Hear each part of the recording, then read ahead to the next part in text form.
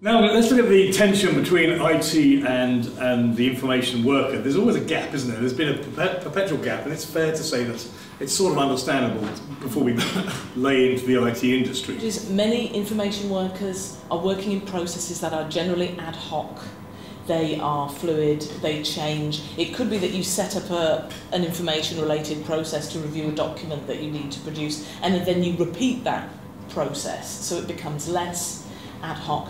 Many organisations have taken their core process, like their e-commerce and their transaction process, their invoicing process, and they've worked on them, they've refined them, they've done all sorts of things to really manage them carefully and to drive out inefficiencies. Now with these ad hoc processes, it's much harder to do, and this is where the big challenge for IT comes in. From an information worker's perspective, I think it's more of not having the tools made available to you to do that job. So if I look at previous jobs, when I went to a face-to-face meeting, I almost felt the need to rush back to the office to be able to carry on my day-to-day job, because all the information that I needed to do my job was actually at that physical location.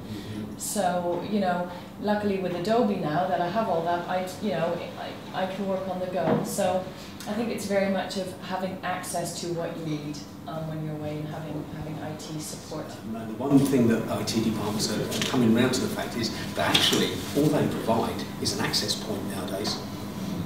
That's what they provide for people to hook into and out of.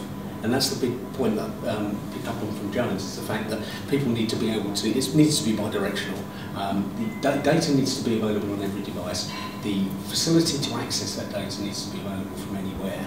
But I say that office infrastructure is almost just like the wireless access point in the corner of your lounge now. It gives you access to the world.